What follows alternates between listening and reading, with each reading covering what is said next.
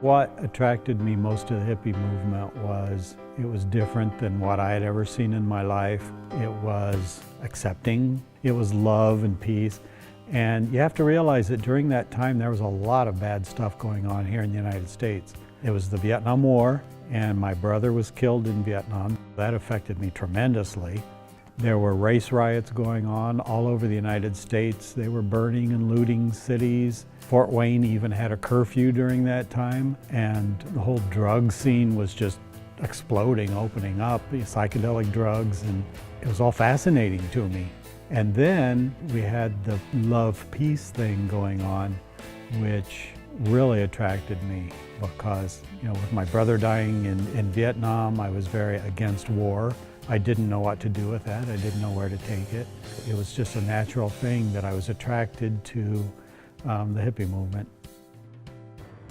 Mainly in the senior year of high school. I lost my mother when I was 16. I was lonely, searching. In a rock band, had played guitar for a few years and smoking grass and doing some psychedelic drugs like a lot of the young people were back in that era. I saw myself as somebody that didn't have any goals in life except maybe to be a rock star. A lot of the hippies at the end of the 60s and the beginning of the 70s, were looking for answers. I grew up in a Catholic family. I believed in Jesus. I believed that he died for me. I believed he rose from the dead. I believed everything that they taught, but I didn't realize that you could have a relationship with him, that he could be an immediate friend. I felt sorry for Christians. I felt like they were just sitting there hearing la-la stories. So I started looking into other things. I started looking into Buddhism, Satanism, witchcraft, anything that was different than Christianity. I wanted nothing to do with it. And I can honestly say that I believed in Satan before I believed in Jesus, because I saw some things that made me realize that the spirit world was real. I went to art school for 4 years, studied fine arts. I would see this guy sitting on his front porch named John, he'd just sit there and play his guitar, and we started becoming friends basically. There was something different about John. So he started telling us about this church. It happened to be a charismatic church. That really caught our attention, a weird church, because I didn't want anything to do with church, but a weird church might be all right because, we were into weird. So 4 or 5 of us went there, and we were all in our hippie stuff. I was barefoot. One of the guys didn't have a shirt on. We had all our beads and long hair and all that stuff. And we walked into this church, and we went up and we sat on the front row of the church. The pastor says that when he saw us there, he wanted to escort us out of the church. But he said God spoke to him audibly, which he said had never happened to him before. And he said, "You remove these people, I will remove my spirit from your church. I will write Ichabod across your church." After the service, he had everybody greeting each other. I don't remember that much about the service, but there were 2 little old ladies sitting behind us. They had pillbox hats on and gloves.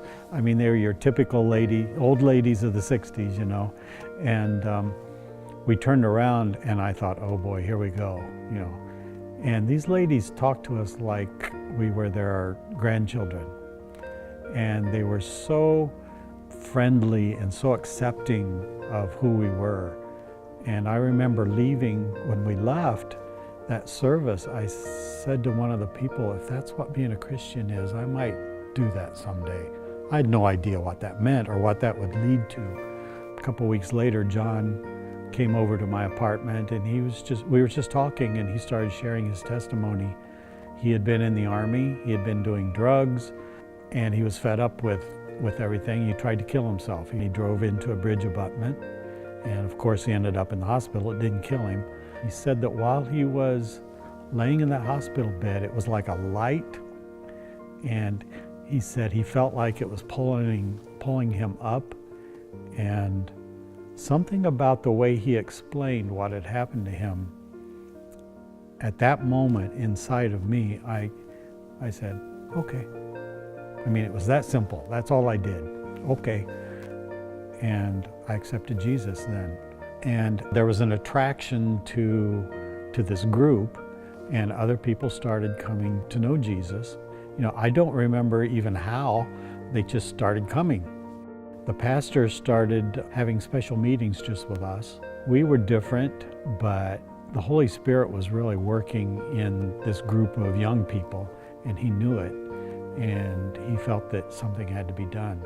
It eventually ended up in, what can we do? How can we reach other people like us, the hippie community in Fort Wayne? It's amazing the people that God saved then that stayed faithful. It was really a movement of the Holy Spirit that was made right for that time. It just exploded. It was a movement of the Holy Spirit. It was a revival. As I think about it, I still get excited. It's like this thing welling up inside of you that, wow, this really happened.